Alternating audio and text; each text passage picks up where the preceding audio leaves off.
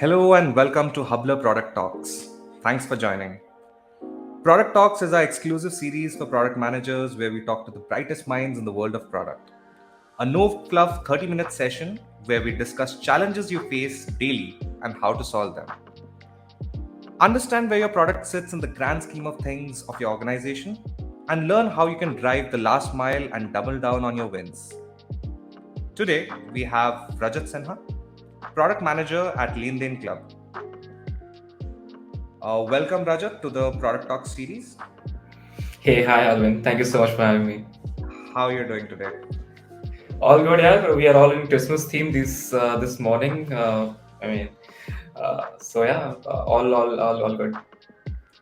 good. Good to hear.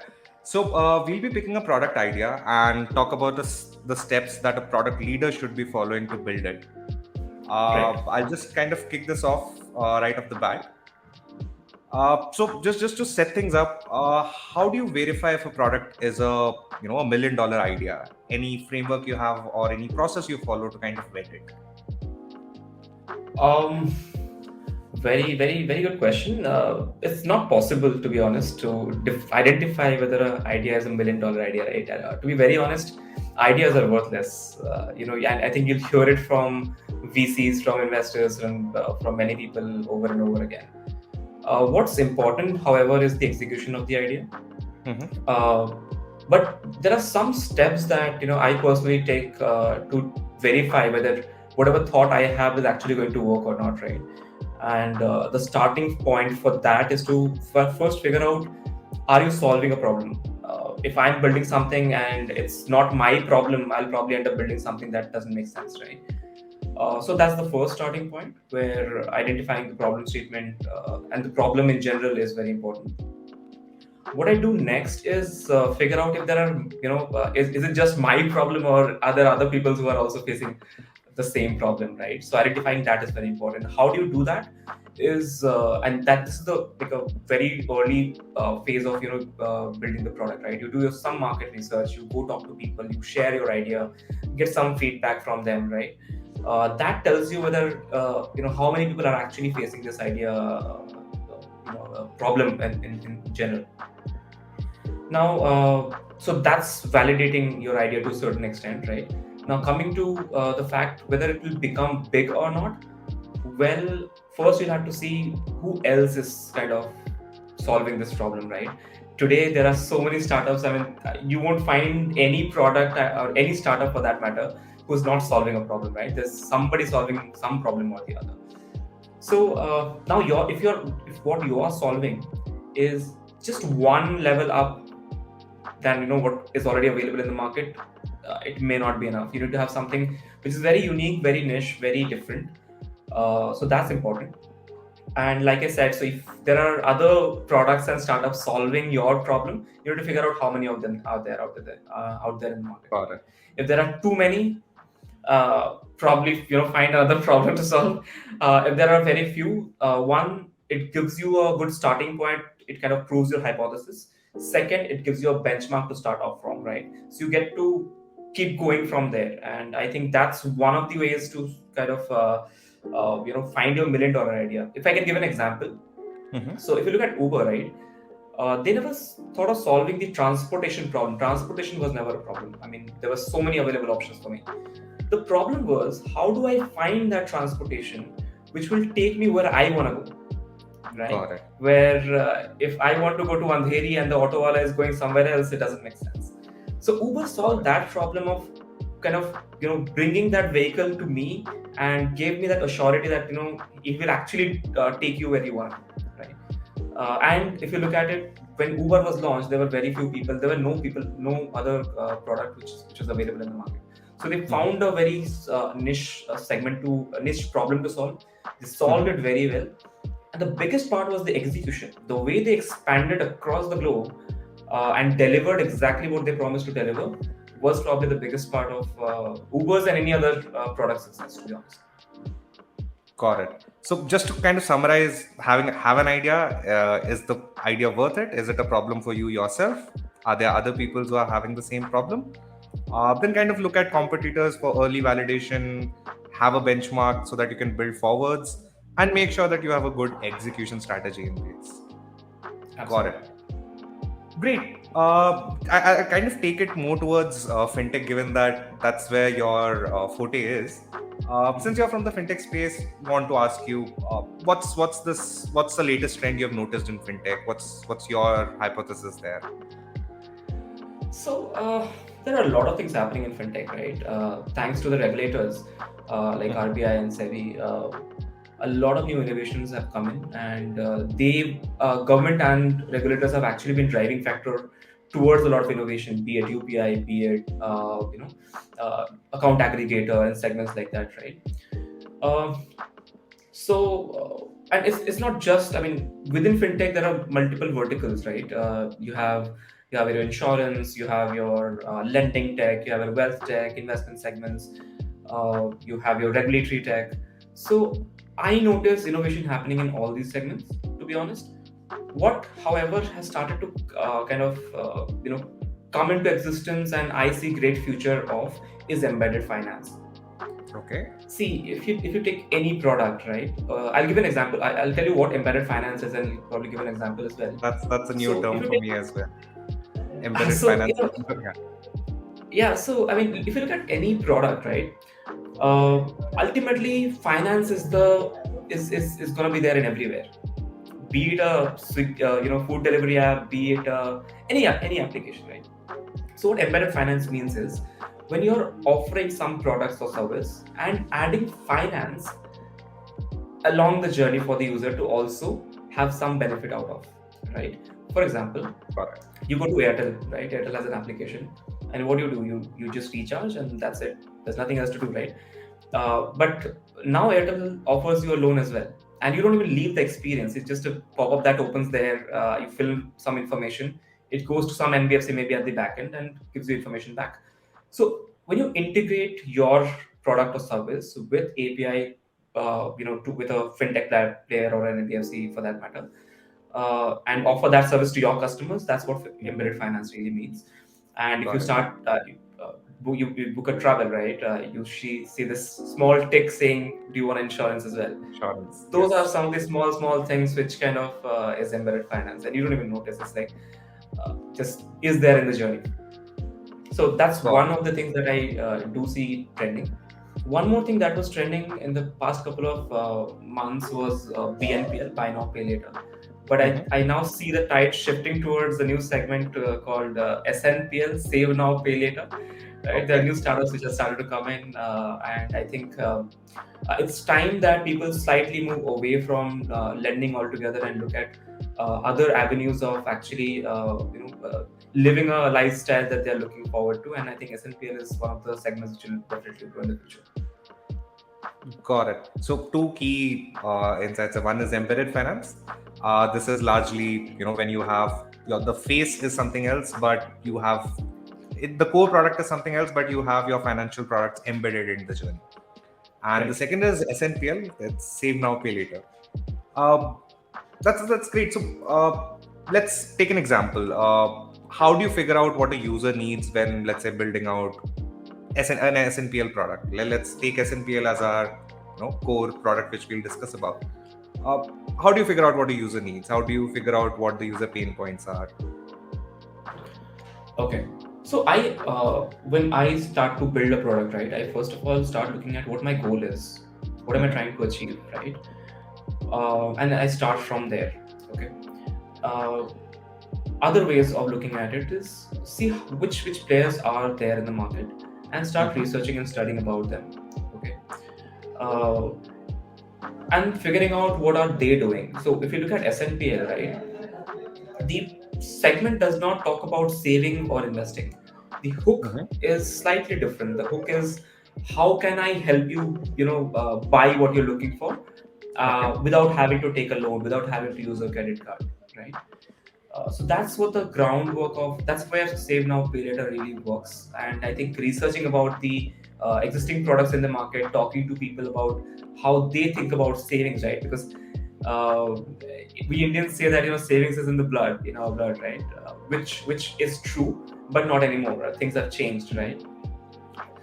So yeah, I mean, I think you need to talk to people, understand what is it that they think about saving. They think about investing in smaller chunks over a period of time to achieve what they are looking to kind of achieve. What, and by that, what I mean by, let's say, an international travel, or an iPhone, or a MacBook, right?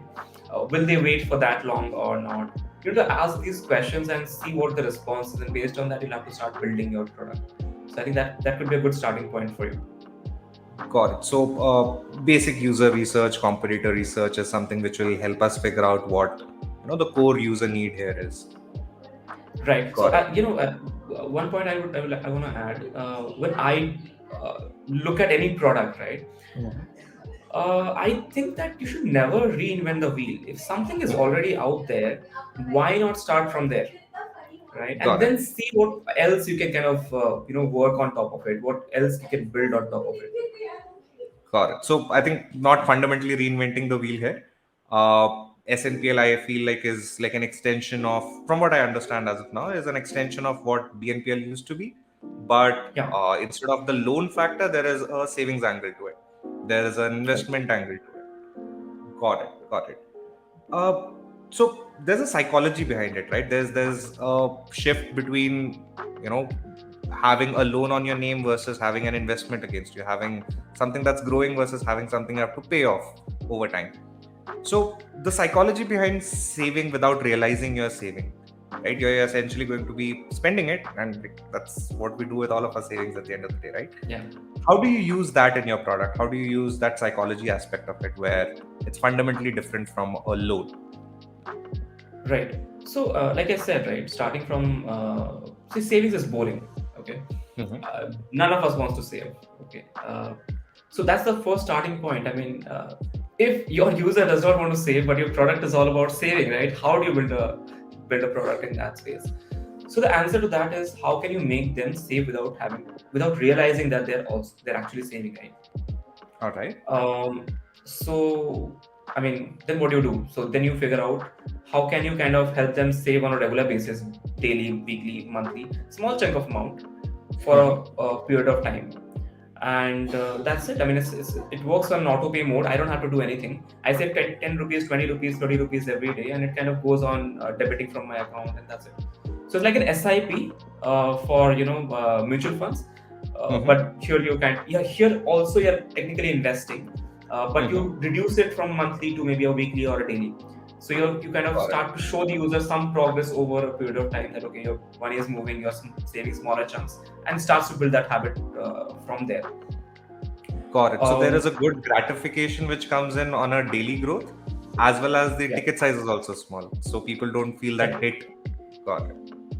yeah. One more thing that I saw in a couple of applications, and I think is a brilliant idea, was to save the rounded up value, right? For example, Mhm. if I'm spending 9 rupees, it automatically saves that 1 rupee, kind of complete that round up figure, right?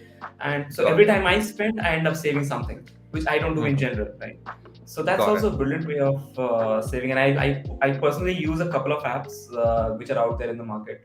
Zar, for example. Then you have IndWealth, which is there. Tortoise is there. So these applications I personally use, and I think without realizing I haven't. I was looking at it yesterday, and I saw that I actually ended up saving a lot of money, which on pen and paper I never thought of doing. Got it. So it's those small, tiny drops which kind of build up to the ocean, right? That's Yeah. the baseline. Got it. Got it. So let's kind of go more towards an execution phase on how do we, kind of build this out, right? Before kind of getting into an execution phase, I think for every product manager, it's critical to kind of chart out what core challenges or risks that would come in, right?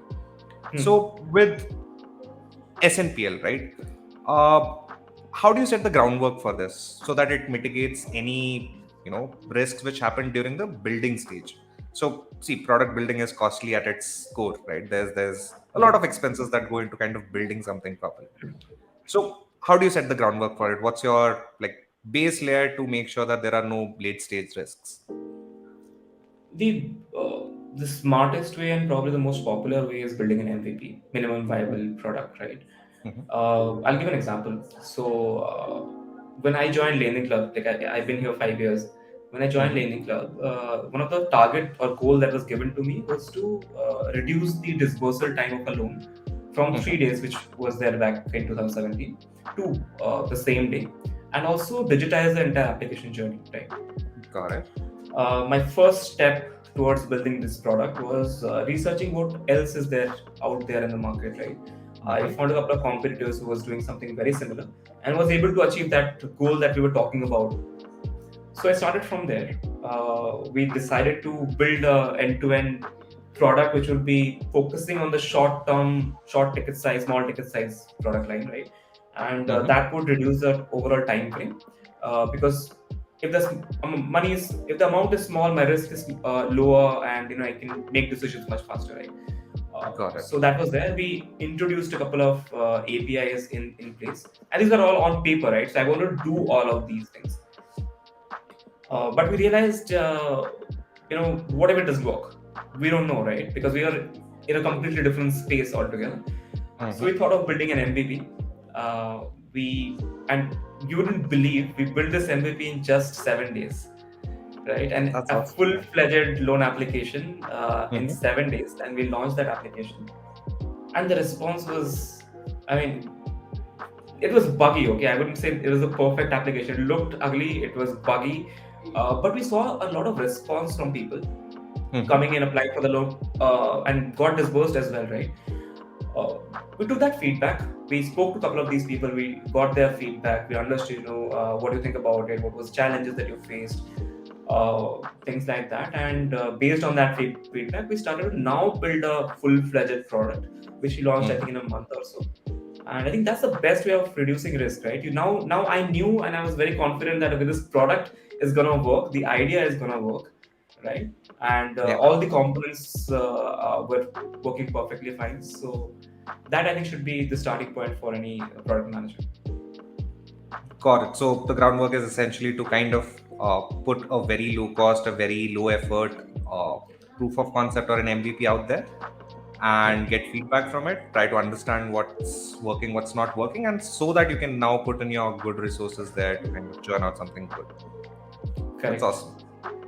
Uh, what are the core challenges one like would face in this journey, this part? So largely because it's not easy. Like while we're discussing, it feels like, hey, do an MVP, get feedback, go for the next iteration, right?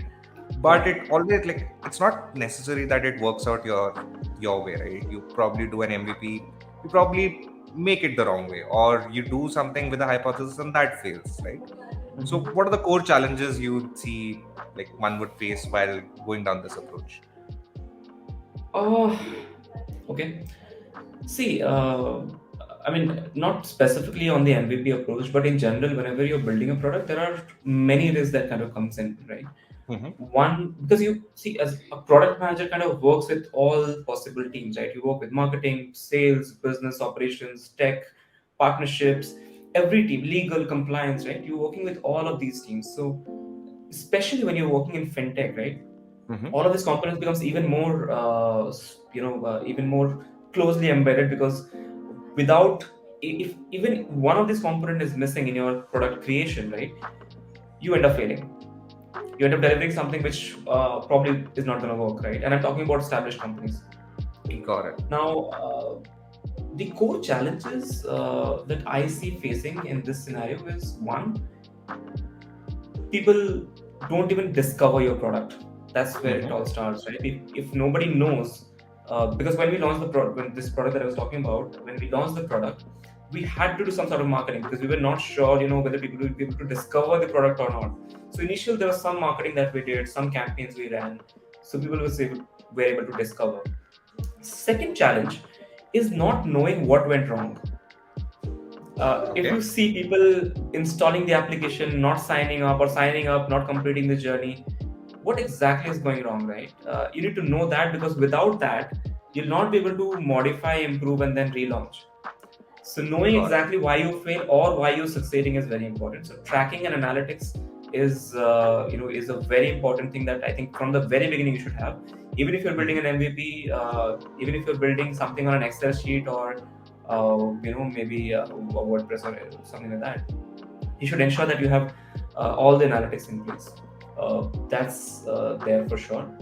Uh, yeah, I mean, and then of course there are tech challenges. You need to know how you're building the solution you have, because if you're utilizing tech resources, you need to ensure that they understand the product very well. So communication for a product manager, taking it from the business, delivering it to the tech, ensuring they deliver it right. That entire process management is very important. So you need to ensure that that is in place.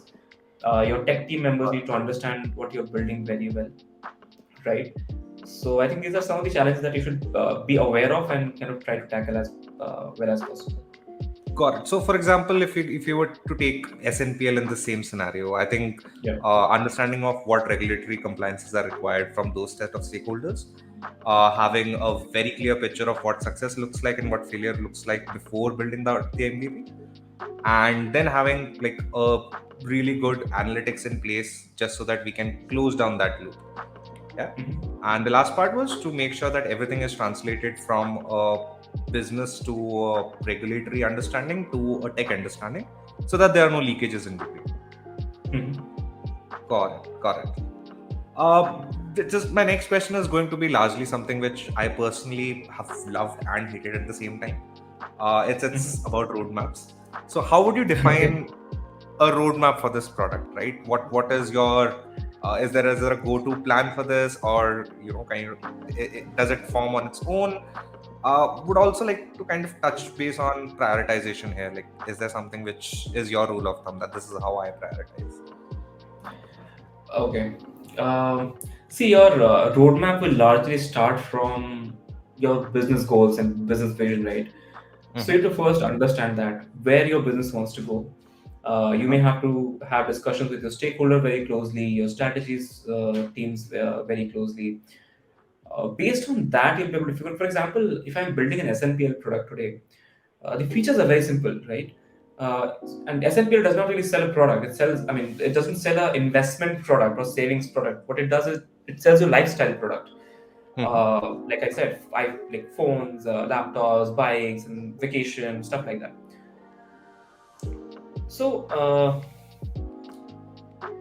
so you kind of need to understand one how this uh, current product that you're building is, and Mm-hmm. where your company wants to go in the couple of months down the line. Is it, do you want to expand to other investment products? Do you want to have close tie-up with partners, right, and vendors, for example? Or do you want to not get into anything else but just focus on savings, give more user experience related to savings, connect with their account, help them save better? So that vision of the company is very important for you to first understand, and then you can Mm-hmm. build the roadmap, right? Mm-hmm. So that's what the starting point is. I personally think that roadmap is all fancy and it's sometime it makes sense to have some visualization, but eventually you may not be able to follow through if you're making a long-term roadmap, right? You kind of work small. You do create smaller chunks of things. You do 3 months, 6 months, 12 months. 12 months could be slightly vague. 6 months could be a little aligned. 3 months should be absolutely perfect because your tech team also needs to be aligned with you and your Got roadmap. it. So you kind of define it in that way. Uh, and yeah, I mean, if you know what the company vision and goals are, I think from there everything else kind of trickles down. For example, the product that I was telling you about, the initial goal I told you, right, was that, and we achieved it. I think we achieved it in the first 2 months itself. After that, the goal became that, how do we increase how do you kind of increase the lifetime value of the customer? So that then Mm-hmm. became my goal, and my roadmap was kind of aligned to that. So in the next 6 months, I had to achieve that goal, right? Got it. Then we had to kind of figure out, okay, if 30% of the users are moving forward, 70 is not moving forward, how do we ensure that at least 60% of the users are we are able to serve in some way or the other? Then my roadmap changed. My Now I had to include ways that I can serve the additional the 30-40% people which are there on the platform.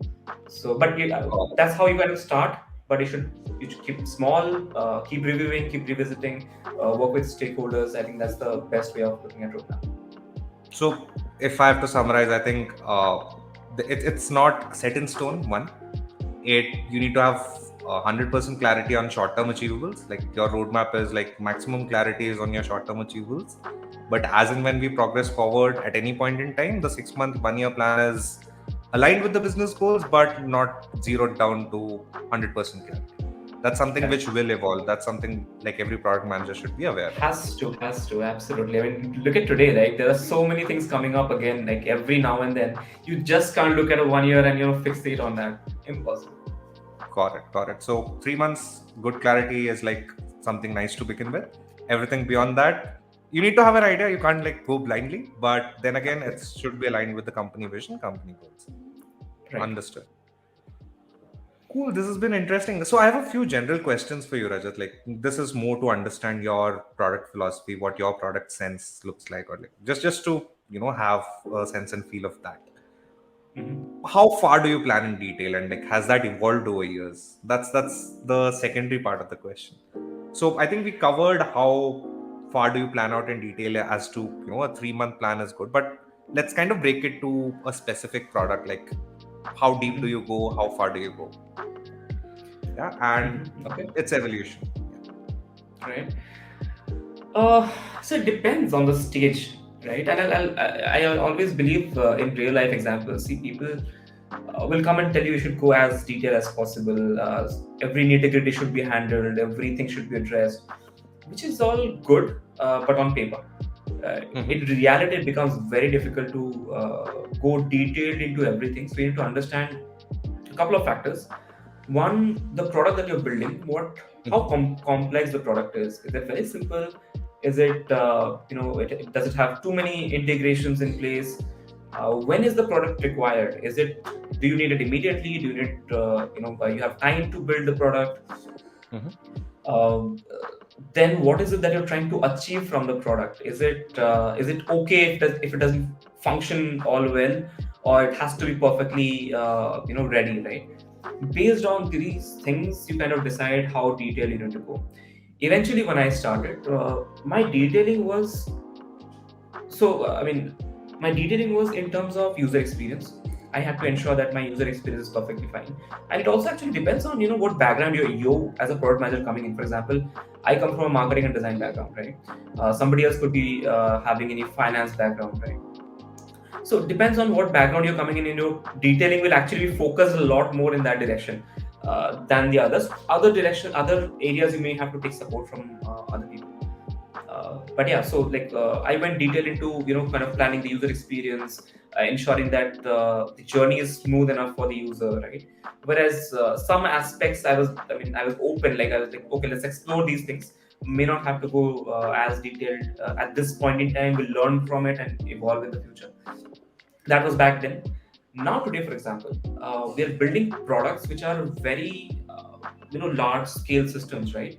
So Mhm. you can't have a large scale system fail. It has to be, every nitty gritty now has to be kind of mentioned and monitored. So now we are at a stage where I have to go as detailed as possible. There are more people involved in the process. Earlier it was a product manager and then a tech guy who was developing it, right? Now there's a business person, there's a tech product person, there's a PA, there's a QA person, there's a tech guy, multiple layers of tech there. So now things has to be more detailed. More people are Mhm. involved in the process. So it Got it. evolves like that. Got it. So, from what I understand, at your starting stage, there's a core competency every product manager comes with. It could be a design or a fintech or a tech background. I agree to that. I feel like a user experience, having a hook on user experience is like that's where your baseline should be, and then building on solutions on top of that. So at least at your MVP stage, you can have like you have clarity on what you need to build or what you want to build. But as you grow, Right. as your stage improves, you have more stakeholders, you have more things which are you have become too big to fail now, right? So you Right. have to make sure that there are feature specs in place, you have all of those things in place as well. Got it. uh, as a product manager, how does your product to design review meetings work? Like how is your product to design sync? And I know that you're coming from a marketing design background, so I think you have certain edge there. But what's your general advice to folks on that aspect? See, we all think we know design, but most of us don't. Okay. So, first of all, first thing is to get rid of that perception that you know design. Okay. Mm-hmm. And I guess the question is towards how you kind of work with designers to get your product design done, right? Yeah. Yeah. So you need to first get rid of that notion that you understand design and start understanding the fundamentals of user experience in as details as possible. I used to follow a couple of forums like NN Group. I've read a lot of books on product design. For example, Mm-hmm. I've read Hooked, Lean Startup. There are books on what do you say, usability design, information architecture design, right? So you need to understand all of these aspects very well and the fundamentals only, right? On top of that, everything else kind of evolves. Okay, so here how it goes. When you're working with a designer, first you need to understand whether the designer understands what you're trying to build or not. Your understanding and your designer's understanding should be very clear, right? Then you need to understand what is his role. Is his role to just do an UI for you, or are you also expecting UX from him, right? There's a slight difference between UI and UX, which sometimes we end up forgetting, but that's very important. So you need to understand that. Give him a baseline to start with, right? Give him an information architecture, give him some wireframes, because when you design wireframes, you actually know exactly what you're expecting out of the product, right? So design wireframes, get a flow diagram done, get your information architecture ready, pack it up, give it to the designer, explain what the product is all about. This is the best starting point that I personally have seen, right? I've designed a lot of things myself. I've worked with a lot of designers, but this is the best way that you can explain to a designer what he needs to build, right? Another part which becomes important when you're kind of really big is the brand aspect of it. Tell him exactly, what brand guidelines he needs to follow, right? So that could be a good starting point, and I think listen to your designer. I mean, even if you don't like a button color, just understand whether this will solve the problem that you're trying to solve or not. Nitty-gritties like that doesn't have to be really part of the discussion. Just look at the user experience, usability aspects of things, see whether it can achieve your goal or not, and just leave it at that. Just a small follow-up question to this. How frequently do you sync up with your designers, and like, what is there a specific process you follow? Is there a specific structure to your meetings? Like, what's that part? So it depends, right? From product to product. I'll give an example. So we were trying to create a new revamped version of the investor product that we have right now, right? This was the longest, product design sprint that we took. We took about 4 months just to design the product. Development was a different ball game altogether.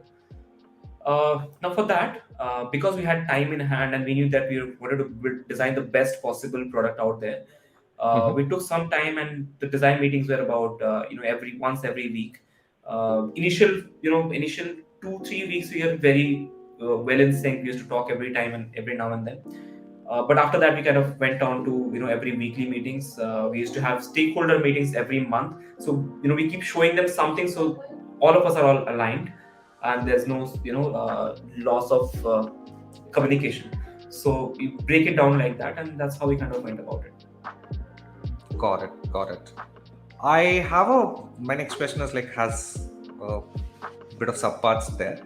So what's your primary tool for task management? And when I say task management, it's not just, so these are the subparts for you yourself, your team, could be your product managers, APMs, like those folks, your product to design sync, your product to external stakeholders, and then tech. Is this one tool solving all? Are these different tools? Do you use a combination of multiple tools? How does that go? So I posted something yesterday on LinkedIn, and this was a comment that I had made on Medium long back. I personally, when it comes to task management, I write it on a piece of paper or on my iPad.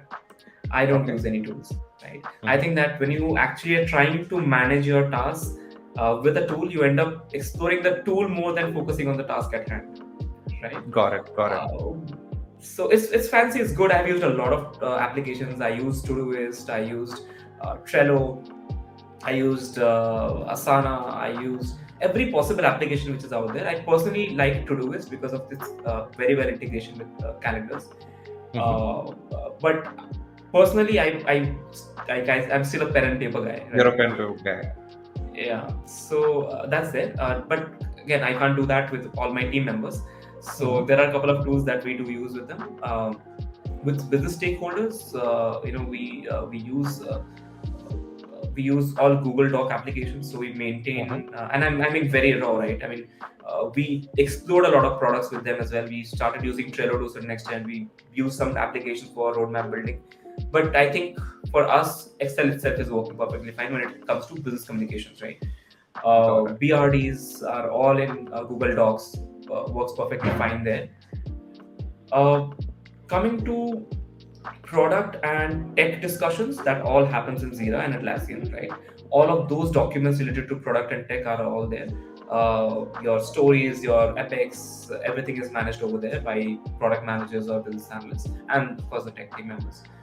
So yeah, we use that. We use documentation. We use Atlassian for Confluence for documentation, Mm-hmm. and for business tech discussions, we use Google Docs. Got it. Got it. I think this is largely for like all organizations. This has been there's a discovery phase on what tool fits right for us, right? Yeah, And people go through multiple tools, and at some point, people are stuck with one tool. There's affinity for that tool, but not properly utility. right. Yeah. And what do you use for bug tracking? Is like what's your bug tracking cycle look like? Where does it get identified from? How do you manage it? Like where do you manage it?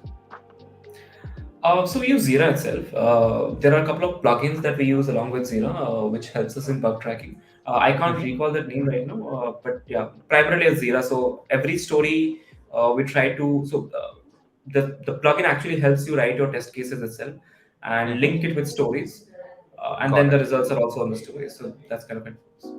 That's a good closed loop. And any defects which you see in production, let's say a user notified issue or something which an ad hoc bug that is notified, that also goes into the same process. Um, okay, so what I spoke about was the QA generated kind of bugs, right? When production bugs are in place, so we use Service Desk, Zira Service Desk, Okay. to identify production bugs and kind of handle it from there. We also use Sentry to Mm-hmm. track ongoing API failures and issues like that. We also use Firebase Crashlytics to Mm-hmm. detect crashes and log them automatically to Zira and solve those there. Got it. That's amazing. That's amazing. I have a few questions which have come across as comments, Rajat. We can just go through them quickly. I think we have a couple of comments. The Yep. first one is would you recommend building the MVP as quickly as possible and then taking care of bugs, or taking your time building it with as few bugs as possible? Two approaches. This is a very interesting question. I want to hear your thoughts here. I'll be in trouble if I answer this. Okay. I think yes, you should build the MVP as quickly as possible, but not go into the market knowing that there are bugs into it. Right? You can't launch a bug as a product manager. You just can't launch an application knowing there's a bug into it. Right? So when we did the product I was talking about, we tested the product end to end and we ensured that there are no loopholes in the product which would stop the user in between. Right? Hmm. Because if that happens, my entire analytics is gone. Right? I will not be able to test the MVP. Got If it. you get bugs from production users, it's okay. I mean, so you at least handle the 90% of the cases. The 10% was something that came up from the system, and that's fine. But knowing there's a bug and the user will not be able to move forward, and then launching that product is Is people pointless. will, yeah, I mean, pointless, and you should just not do that. As a product managers, I think it's our responsibility to ensure that people don't face bugs knowingly, right?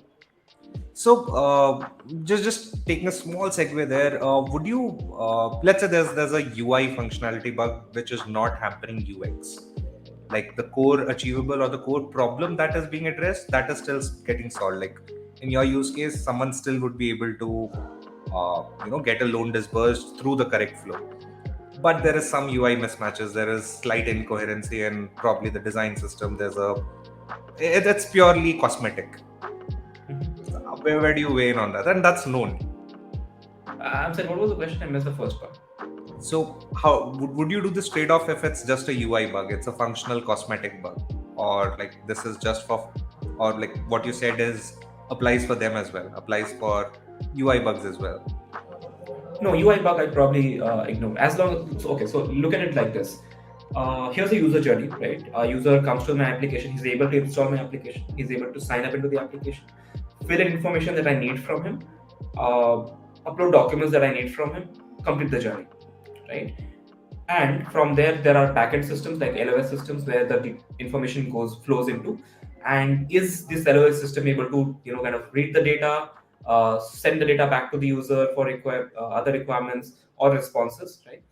Here's my journey. Anything that allows me to complete this journey smoothly is my MVP. Very Got it. straightforward, right? Cosmetic things, fancy colors, circles or rounds, those you can ignore. Got it. Got it. So that can happen post MVP. Yeah, absolutely. I mean, I love designing, right? You give me an opportunity, I'll design, and then I'll say, okay, this is the best product. I want this design, right? Sometimes it's not necessary. Got it. The next question is, how long do we work on a product or an idea to understand if it's successful or not? What's the indication of its success? Okay. I mean, I don't think I have the right answer to this. It completely depends on completely depends from scenario to scenario. You need to understand. So you need to understand why it's not working, right? Is it because you built the wrong product? Is it because the problem you are trying to solve does not exist? Is it because of bugs or failures in the product? You need to understand that. And I mean, after a couple of attempts, it is still not working. It's probably worth leaving it there and moving on to something else. Got it. Got it. So knowing when to quit is like it's a critical thing. But It's a yeah, I god think gifted. It's a god gifted, skill. but I Impossible think to define. there are good frameworks like what you talked about, right? Having a business goal, having a good business goal, and goals themselves have to be smart in the first place. They have to be measurable. They have to have a timeline, right? And I think that's a good point to decide whether or not we achieved what we wanted to achieve in that time frame. So yeah, if Correct. it didn't, then probably call it quits. Like you said, it could either be not a problem worth solving or you solved it the wrong way. Correct. Cool. I think I've from my end have largely covered most of the questions which I had. I've got a good sense of understanding on how if we were to tackle SNPL as a product, how we'd go about it. Right from Mhm. the idea validation journey to having a good roadmap to having a good execution strategy in place, building out an MVP first, trying and testing it out, and then going for a long-term execution plan which involves your tech and design and all of those tips. This has been really Right. interesting, Rajat. Thanks a lot. Thanks for Sure. joining My our pleasure. bi-weekly session on Hubler Product Talks. Well, it's been a pleasure. Thank you so much for having me. I mean, love talking about product, and I know you. I mean, you yourself are a product manager, so I mean, it is a good conversation. So happy to be here. Thanks a lot, Rajat. Uh, Thanks everyone for joining our bi-weekly session on Hubler Product Talks. If you're someone who has an enterprise grade challenge, we are Hubler. We help you build our very first mobile web app for your use case, your MVP journey. Hubler's no-code app creation platforms let you develop and deploy custom business apps to suit your requirement without relying on a tech team. So what was just discussed here, the initial cut, the first journey, the first leg of the journey, that's something which Hubler is the right fit for. You can head on to our website or you can just simply email us at sales.hubler.app. Both of them, I think you can see on the screen, will be added to the post as well. Thanks, everyone.